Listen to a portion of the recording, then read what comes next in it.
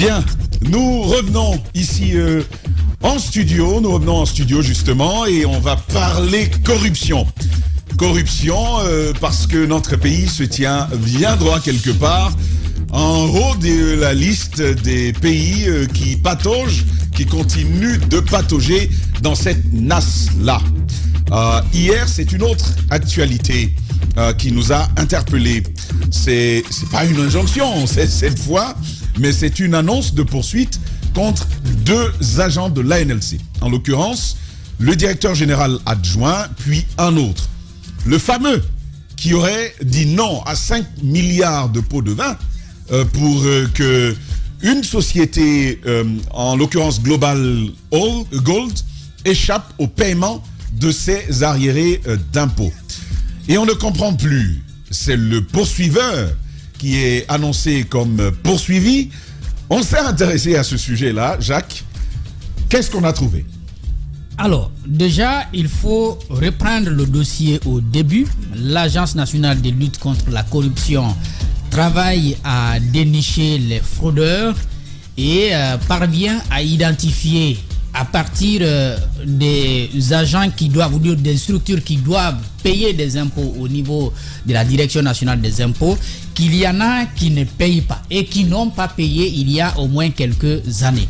Parmi ces sociétés, il y a donc Global Gold qui, semble-t-il, depuis 2019, n'aurait pas payé d'impôts à la Direction nationale des impôts. Pardonnez la tautologie. Donc, finalement, on va se rendre compte que il y a au moins un montant de plus de 60 millions de dollars. Certaines informations parlent de 70 millions de dollars. Et pardon, des réactions par ailleurs, c'est notre ami, je voulais poser ça, c'est Abdoulaye Keïta, qui est aujourd'hui au ministère de l'Enseignement supérieur, de la Recherche scientifique et de l'Innovation, qui dit qu'il je félicite Mafoudia pour son aventure et je lui souhaite une belle nouvelle fonction. Elle aura été une fierté et une belle amie. Jacques tolère cette interruption. Il n'y a pas de problème. Merci beaucoup à Abdoulaye. Donc, il y a eu ce constat qui a été fait. J'étais revenu largement là-dessus la dernière fois sur les tractations qu'il y a eu. D'abord, on va constater que d'abord, il y a eu fausse déclaration autour du chiffre d'affaires du côté de la Direction nationale des impôts. Et puis, l'argent qui n'a pas été payé.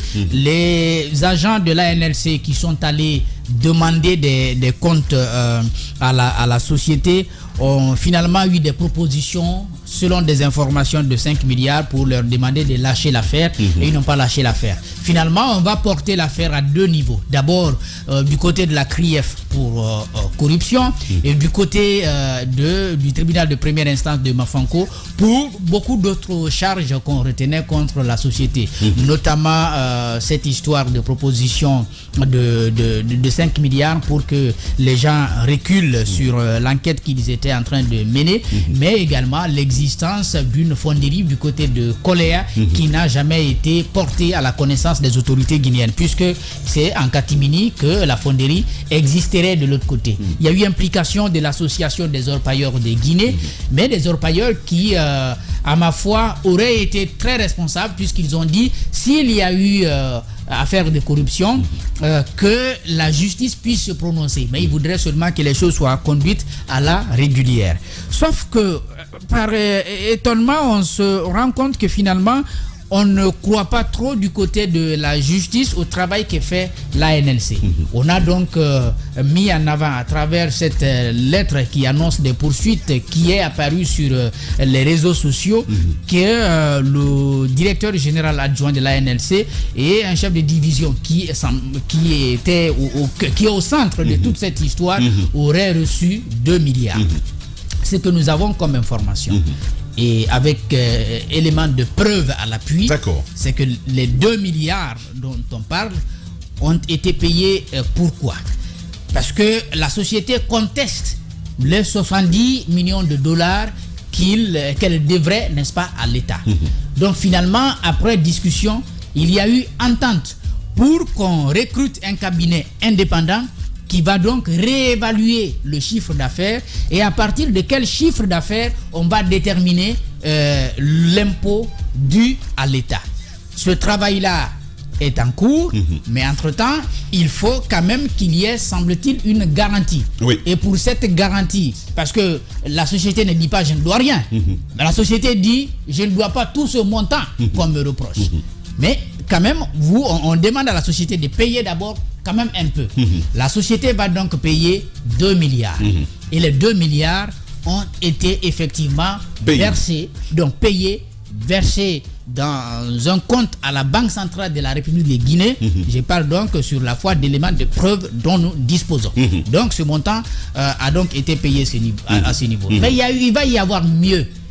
Parce que la note qui a été publiée hier sur les réseaux sociaux a été faite, semble-t-il, depuis le 15 février. Et il faut préciser que c'est sur le compte du receveur spécial des impôts, justement, à la BCRG, donc l'agence de Kaloum, l'agence, j'imagine, donc qui va recevoir ce montant ce montant de 2 milliards. Donc il va y avoir mieux parce que la note qui a été publiée hier sur les réseaux sociaux a été prise le 15 février. En effet. Entre-temps, il va y avoir des discussions entre le parquet général et l'ANLC. Il va y avoir compréhension. De part et d'autre, on se comprend finalement sur ce qui a été fait, semble-t-il. Mais on ne comprend pas, à la date du 22 février, qu'on voit sur la toile une note qui dit, qui maintient toujours cette annonce de poursuite. Ce matin, j'ai tenté, en tout cas, de joindre le parquet, d'abord le procureur général et les 2 avocats généraux.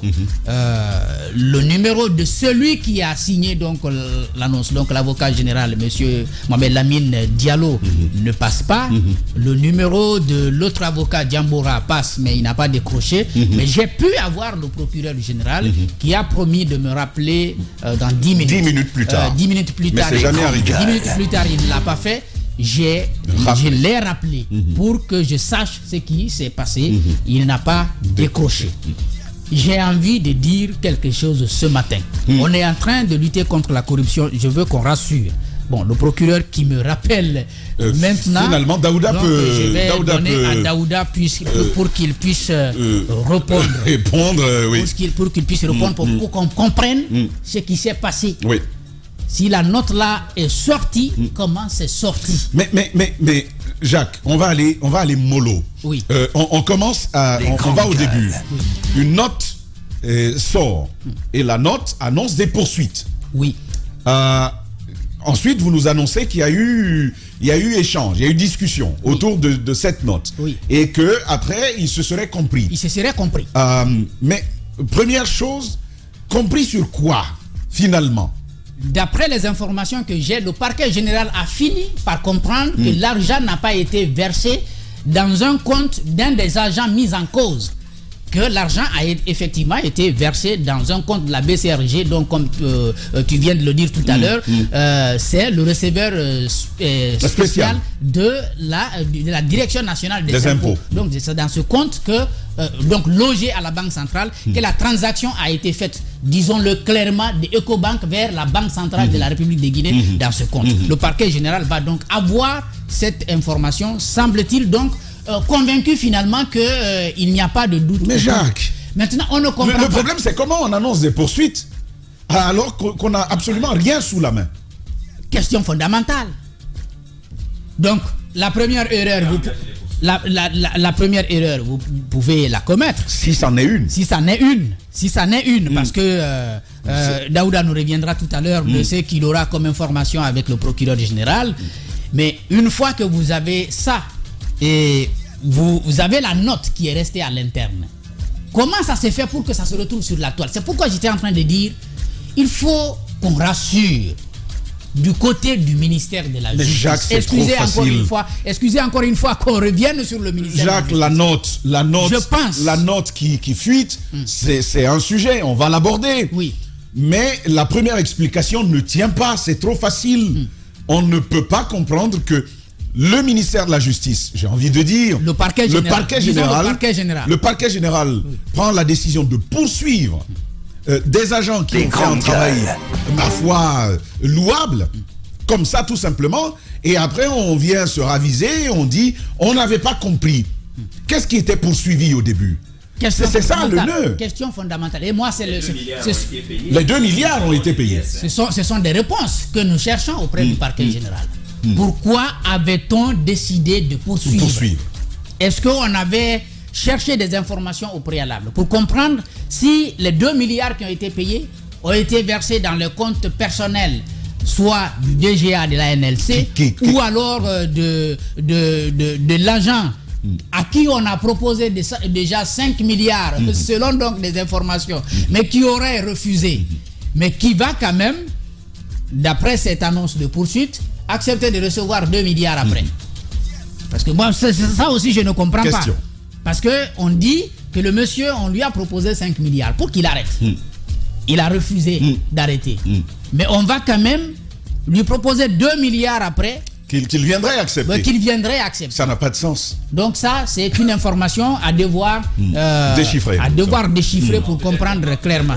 Les grandes gueules. Peut-être qu'on parle d'un enfant qui ne connaît pas la différence entre 5 et 2. Oui, vous vous rappelez, il y avait des billets comme ça en Guinée à un moment donné.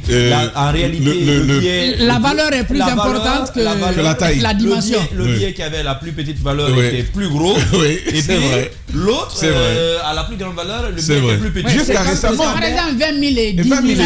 Et quand tu le tendais à un enfant, il allait vers le gros billet. Et toi, tu étais heureux de garder. C'est pas possible. Peut-être qu'ils prennent ce monsieur. Que cet agent est comme ça. Tu refais 5 milliards et puis on vient te proposer 2 milliards. Oui, l'autre question, Jacques. L'autre question donc que je me pose, parce que j'étais en train de dire, il faut qu'on rassure un peu du côté du parquet.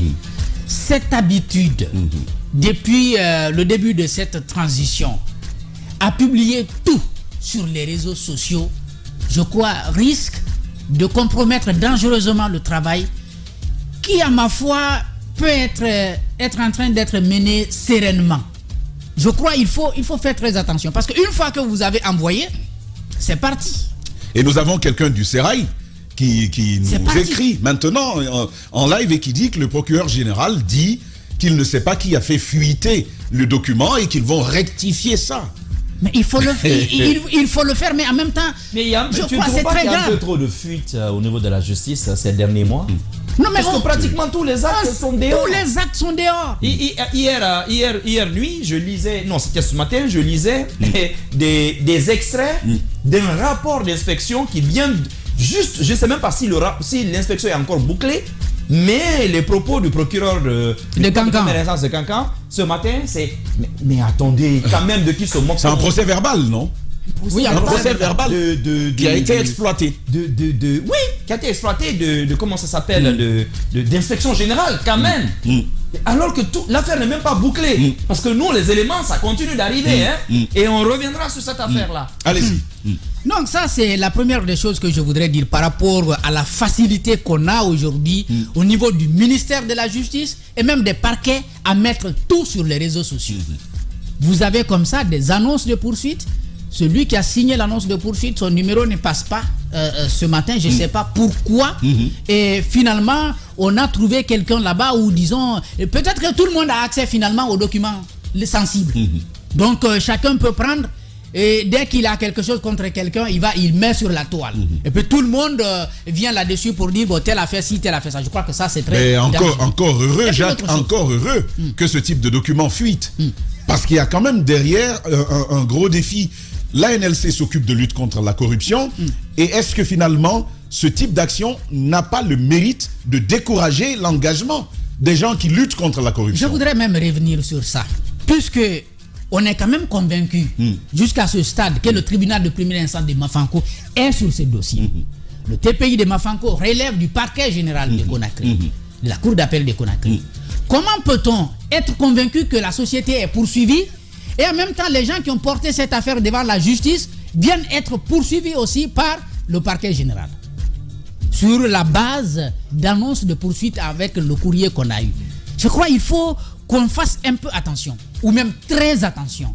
Sinon, on va engager des actions doubles, à la fois contre des gens qui sont soupçonnés d'avoir versé dans la corruption, parce que jusqu'à ce stade, les informations qu'on a, c'est que la société ne nie même pas qu'elle doit à l'État. Elle conteste tout simplement le montant. qui est mise en cause, donc qui a été présentée comme ce qu'elle devrait, n'est-ce pas, à l'État. Mais en même temps, vous dites, on va engager des poursuites contre autre chose. Il y a un guichet sur roche. Qu'est-ce qui s'est passé entre-temps, entre le parquet général et l'ANLC?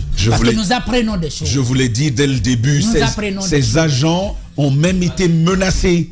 Nous apprenons des choses. Ces agents ont même été menacés. Avant même que cette plainte ne fuite, justement, nous savions déjà qu'il était possible que ces deux-là fassent l'objet de poursuites. Oui. Qu'est-ce qui s'est passé entre-temps? Est-ce qu'il a été demandé, comme nous l'apprenons, à ces agents de se retirer dans cette affaire? Pour quel effet? Est-ce que c'est pour qu'il y ait des arrangements derrière? Nous voulons bien le savoir. Parce que moi, je ne vais pas mâcher mes mots là-dessus. Ceux qui luttent contre la corruption. Parce que dans ce pays, dans beaucoup de choses, quand vous prenez la lutte contre le banditisme, les policiers vont vous dire, nous arrêtons. Mais c'est à la justice on les relâche. Quand on parle des cas de viol, on dit le Progem et puis la BSPPV font leur travail. Mais c'est à la justice qu'on relâche. La lutte contre la corruption, la presse dénonce. Mais c'est à la justice finalement que ça capote. C'est même la presse qui Il faut qu'on arrête ça. Il y a eu des dossiers ici pour, par exemple... Vous savez, l'information que j'ai eu ma claque hier. L'information que j'ai eue hier en causant avec un de mes amis, il m'a dit, écoute, j'étais avec le président de la Cour des comptes du Gabon et il m'a dit que le plan d'action de lutte contre la corruption, à partir de la Cour des comptes, de contrôle des établissements publics, il dit notre plan d'action est élaboré à partir des dénonciations de la presse. Évidemment. Ici, vous vous rendez bien compte, ce qui se passe au Gabon tout près, et que finalement cette presse-là, on devient une cible finalement. Une cible. Donc je vais finir. Le but, mais c'est aux journalistes aussi de ne pas tomber dans cela. Parce que quand la presse lève les lièvres quand même, il nous appartient normalement, lorsque par exemple Espace lève le lièvre sur une affaire, si on se veut être une presse responsable, on doit faire un les bloc. autres rédactions doivent pouvoir faire un bloc. mener que de se mettre dans la poche souvent de quelqu'un qui va leur donner l'argent ou prendre le contre-pied de l'autre. Mais non, disons d'aller prendre les procès verbaux et puis il faut enquêter. les truquer. J'étais donc en train de dire ceci. Il y a eu déjà plusieurs exemples dans ce pays. Donc j'étais allé du banditisme, des cas de viol et puis de la lutte contre la corruption. J'ai dit des agents qui luttent et donc qui dénichent, font souvent correctement leur travail. Arrivé au niveau de la justice, ça capote. Avec la presse, nous avons le Nabaya Gate. Sous Alpha Condé, au lieu de poursuivre en ce moment-là et les mises en cause, on s'est attaqué à la presse pour diffamation. Le cas Lansana Camara, qui est arrivé un peu plus tôt. Au lieu de poursuivre ou de poser des questions au ministère des Affaires étrangères et donc au ministre d'alors, de le questionner sur la surfacturation des bons de carburant, c'est lui qui a été poursuivi pour diffamation. Je ne vais pas citer notre cas ce matin, mais j'ai juste envie de dire, il faut que le ministère de la Justice rassure. S'il ne rassure pas, il va décourager la lutte contre la corruption. Il faut qu'il rassure. S'il ne rassure pas, par cette démarche, c'est simple qu'il arrête de poursuivre. Par cette démarche, il faut qu'il rassure. Simple. Il ne faut pas qu'il marche par tâtonnement, qu'on choisit, qu'on sélectionne qui poursuivre et qui n'est pas poursuivre. Même si vous êtes convaincu qu'il y a des soupçons, que vous ne fassiez pas l'effort d'aller jusqu'au bout. Je pense que ça, c'est quelque chose d'important. Même dans notre cas, il y a aujourd'hui un effort à faire. Ça, c'est pas pour nous. Mais c'est pour l'opinion. Parce que tant qu'il ne va pas y avoir une communication d'une institution de contrôle de l'État, en effet, qui va dire clairement que les soupçons qui pèsent sur le ministre dans donc sa tournée à l'intérieur du pays, il n'en est rien. Ces soupçons-là vont rester. Absolument. Ce n'est pas des articles de presse qui vont régler ça. Il faut un audit. Combien de Guinéens lisent d'ailleurs ces articles? C'est pas un article de presse qui va régler ça. C'est un audit qu'il faut faire. Pour dire, le ministre a été à l'intérieur sur la base, avec tel nombre de comment on appelle ça, de personnes qui avaient des rôles précis. qui avait des missions précises. Voici le budget qui a été adopté et accepté pour ça. Voici comment le budget a été exécuté. Tant que Et je pense que ce serait même bien Ce serait bien pour pour l'image du ministre à lui-même. l'image du ministre, La préservation de l'image du département. pour encourager encourager en tout cas les instruments de contrôle. Non, pas même les instruments de contrôle, mais pour encourager, pour convaincre, n'est-ce pas, l'opinion à adhérer davantage à la lutte contre la corruption. C'est un effort à faire aujourd'hui. En effet. C'est pas une question d'article de presse. En effet. C'est un effort à faire pour rassurer qu'on est vraiment en train de lutter contre la corruption. Parce que moi, je ne comprends pas à ce stade comment on peut laisser. On n'est même pas encore rassuré que Global Gold va payer l'argent qu'elle doit à l'État. On va s'en prendre à À ceux qui l'ANLC. luttent. Mais Alors, sur la base de rien, à ce stade, parce que on ne nous dit pas pourquoi finalement. Mais moi- parce que les 2 milliards qu'on remet en cause ont été payés et on sait à qui ça a été payé. Pourquoi on va faire une annonce de poursuite qu'on met sur la place publique? Le ministère de la Justice doit rassurer. Nous soutenons cette transition, pas pour autre chose. Moi, si c'était pour qu'on organise les élections, je n'allais jamais adopter une certaine position que j'ai pu adopter pendant cette transition dans cette émission. C'est parce qu'on nous a dit qu'on va lutter contre la corruption et on a vu les premiers gestes du colonel il y Doumbouya avait des prémices. et de son gouvernement. Il y avait des prémices. Ces gestes-là doivent être encouragés par le ministère de la Justice. En effet. À travers ces parquets. Les grandes gueules. Il faut pas aller par tâtonnement. Il faut pas décourager. Il faut pas montrer des sentiments de fébrilité. Faut pas montrer qu'il y a quelque chose qui n'est pas clair dans ce qu'on est en train de faire. Faut que les choses soient claires. Vous savez, Clarifier les choses. vous savez, Qu'est-ce qui se passe? Jacques, vous savez ce qui me rend triste avec cette histoire, ce monsieur qui a dit non à 5 milliards, je pense que depuis hier, Il est en train de se poser des on questions. se moque mais déjà pourquoi? de lui. Non, c'est pas qu'à son niveau. Croyez-moi, même dans sa famille aujourd'hui, on va se moquer de lui. Oui. On va dire, tu c'est refuses toi 5 qui veux être milliards, juste. Maintenant, il faut On continuer. te Tu vas voir. reproche d'avoir Oui, encaissé 2 milliards. C'est vrai, Jacques, c'est vrai, Zach et Jacques, c'est vrai, mais moi je crois, vous savez, parfois moi je suis très, je doute beaucoup. Je doute beaucoup de certaines déclarations que j'apprends, que j'entends.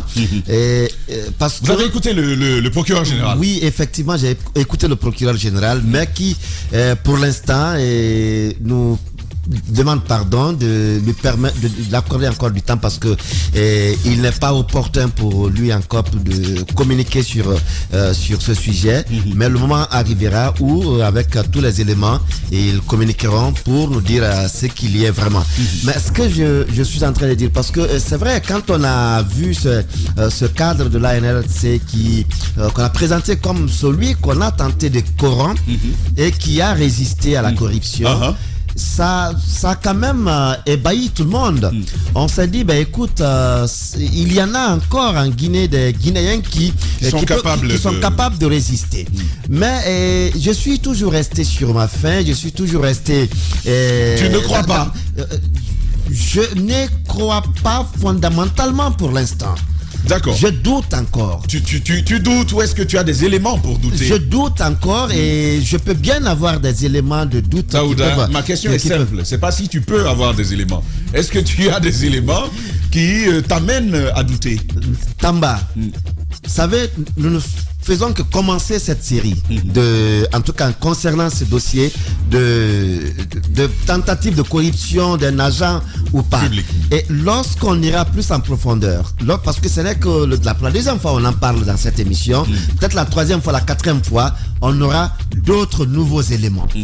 Il y a aujourd'hui une cabale qui ne dit pas son nom, une cabale qui ne dit pas son nom, parce que même au sein des orpailleurs de cette association, tu viens de mettre le doigt dans la plaie. Voilà, au sein de ces orpailleurs, et qu'est-ce qui nous dit que tout ce qu'ils disent ou tout ce qu'une partie dit c'est de son côté, il y a la vérité. On va revenir au rôle des orpailleurs tout à l'heure, le rôle supposé, le rôle présumé des orpailleurs dans cette histoire.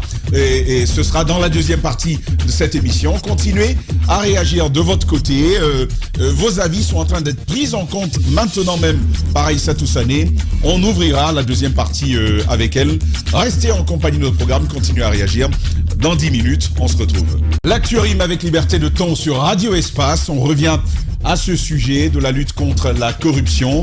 Mon cher Daouda Mohamed Kamara, tu étais sur une lancée et tu as entendu le procureur général, mais plus tard, tu nous disais avoir des réserves sur le fait que cet agent ait pu dire non à autant d'argent, quand on sait que ce n'est pas souvent donné en Guinée.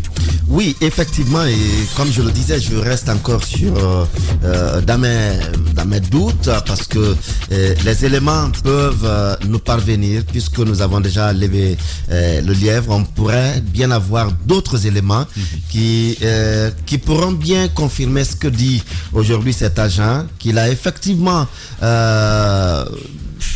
il a effectivement fait l'objet de corruption, ou tentative de corruption, mais aussi on pourrait bien avoir d'autres éléments qui nous disent autre chose, parce que je parlais des orpailleurs et des éléments d'information qu'on a avec ces orpailleurs. Il y a certes le groupe global d'orpailleurs, mais à l'intérieur il y a des groupuscules. Des groupuscules aujourd'hui, une partie qui pourrait bien se montrer comme celle qui se battrait effectivement pour le respect des normes dans l'exploitation de l'or ou même autre activité. Mais il y en a d'autres également qui ont des côtés cachés dans cette affaire, parce que ce sont des Indiens et il y a beaucoup d'argent aujourd'hui. Ils sont certes dans l'exploitation, mais il y a beaucoup d'argent qui est aujourd'hui en jeu, et que certains dans le même groupe des orpailleurs travailleraient aujourd'hui dans le sens de coûte que coûte vouloir voir ces Indiens quitter le pays, parce que en les voyant quitter de la sorte, il peut y avoir des retombées qui puissent leur permettre de vivre mieux. Mais il y a peut-être une autre grille de lecture que je te propose. Oui. C'est aussi celle qui consiste à dire que les orpailleurs eux-mêmes sont en train de mettre la pression autour de l'État, en particulier autour de l'ANLC, pour obtenir la libération des promoteurs de cette entreprise. Effectivement, c'est ce que je dis. Je dis ces orpailleurs, en leur sein, il n'y a pas que le seul groupe. Il y a certes le grand groupe, mais à l'intérieur, il y a des groupuscules qui chacun serait aujourd'hui en train. En gros, il y a la démarche de l'association des orpailleurs. Mais à l'intérieur, il y a des groupes rivaux, disons les choses clairement. Des groupes rivaux, des groupes d'intérêt. Voilà, des groupes d'intérêt qui sont à l'intérieur, qui chacun aujourd'hui serait en train de travailler pour atteindre son objectif. Et les objectifs, il y a l'objectif global, comme je le dis, l'objectif présenté, c'est-à-dire il faut s'associer avec l'État pour aller dans la lutte contre la corruption, mais il y a des manœuvres qui vont effectivement dans le sens de la corruption, parce que les intérêts peuvent être touchés. Je crois que je suis bien aujourd'hui pour lever le chapeau pour cet agent qui a pu résister à cette tentative de corruption. Mais je reste encore avec ma réserve d'avoir tous les éléments, et parce qu'il pourrait bien y avoir des surprises qui ne pourraient pas être forcément des surprises heureuses. Qui pourraient pas forcément être des surprises heureuses, comme tu le dis.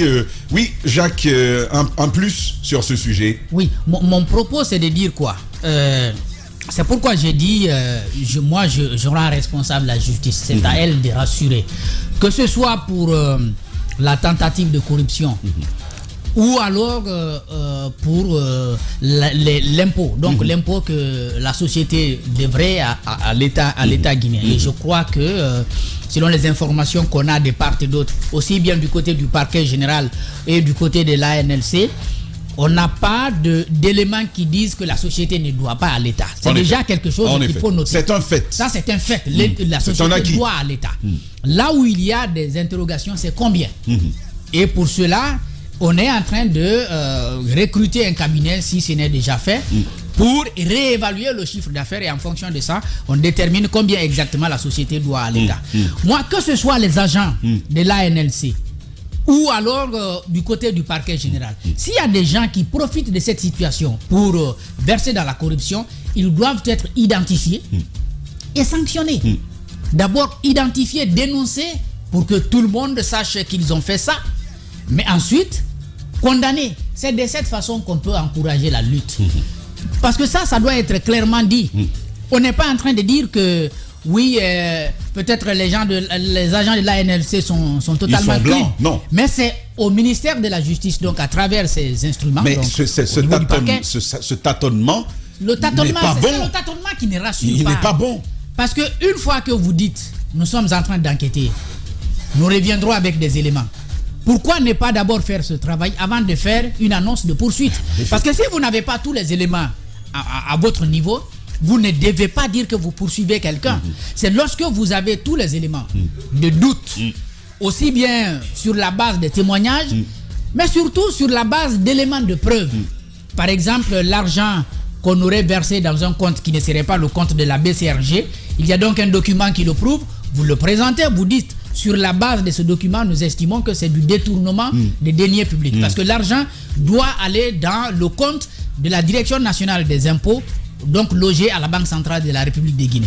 Pour l'instant, le seul élément que nous avons et que nous considérons comme être l'élément clé de cette histoire, c'est bien sûr la facture de paiement, donc de la transaction de Ecobank, au compte du receveur spécial de la banque de la Direction nationale des impôts logé donc à la Banque centrale. S'il y a un autre élément contraire qui existe, il revient donc au parquet général qui est à l'origine de cette lettre qui annonce des poursuites, de le brandir, ou tout au moins, même si nous on ne le brandit pas, mais qu'on puisse le présenter devant des instituts, des juridictions, pour que cela mette en difficulté l'Agence nationale de lutte contre la corruption. C'est comme ça qu'il faut procéder aujourd'hui.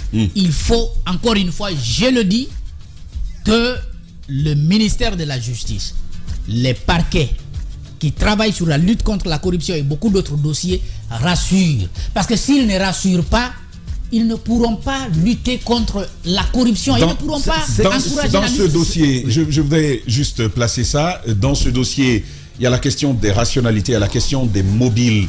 Nous le faisons tous les matins. Oui. C'est-à-dire que quand un informateur te donne une information, ce que nous faisons, on se pose d'abord la question de savoir quel est l'intérêt qu'il tire à me donner cette information-là. Ouais. Je pense que ce processus-là a été enclenché par une dénonciation. Mais cette dénonciation procédait de quoi? Oui. Question bien simple. C'est effectivement, et avant que Mohamed Mara ne prenne enfin la parole, et c'est que j'appuie bien ce que Jacques a dit, parce que c'est seul à la justice aujourd'hui de nous dire effectivement, il y a eu tentative de corruption, où il n'y en a pas eu vraiment, où il y a eu corruption par ceci ou par tel. Mais aujourd'hui, qu'on se limite seulement à nous dire, on a des éléments, et ça ne nous rassure pas trop. Parce que il y a un fait que moi je relève dans cette situation, c'est qu'aujourd'hui les parquets qui sont engagés en tout cas à nous aider à mettre hors d'état de nuire ces agents qui peuvent se rendre coupables de tout cela, si ces procureurs eux-mêmes ne sont pas, je vais dire, imbibés dans cette situation de corruption. S'ils n'y pèsent pas. Ils n'y pèsent pas. Ils ne pèsent pas dans la prairie de corruption. De la corruption. Parce que là, il y a aussi cela. Parce qu'il y a des pots de vin. Vous qui avez le dernier mot, et instruire un enquêteur ou un policier ou un procureur, si vous-même vous n'êtes pas, vous ne pouvez pas être à l'abri de la corruption. Ça veut dire que tout ce qu'on nous promet, et n'oubliez pas, les livres saints, ils ont juré dessus. Moi, Et ils ont juré moi, dessus. je vous ai dit, Et- je vous ai dit depuis Ah, je le crois pas début. avec cette Je vous ai dit Non, depuis le ils ont début. juré, mais ça Les peut. gens peuvent jurer ça- à faire du mal. Et ça, mais le retour du bâton, Oui, oui, ça rattrape. ça rattrape. Non. Mais c'est le pays qui souffre. Non, le retour, ça ne rattrape même pas. C'est-à-dire que tu n'as pas besoin de jurer pour que ça te rattrape. Voilà. C'est ce qu'on doit comprendre, en fait. Tu n'as pas besoin de ça après. Voilà. En tout cas, c'est ce qu'on a dit. Hein, est-ce qu'on peut donner un plat de riz à un ministre qui va en mission à l'intérieur du pays? Oui, on peut, mais le ministre en le prenant, c'est avec les vertus. Nous, on n'aime pas les problèmes. Hein? On n'aime pas les problèmes. C'est pourquoi je vais marquer une pause et on revient dans quelques secondes.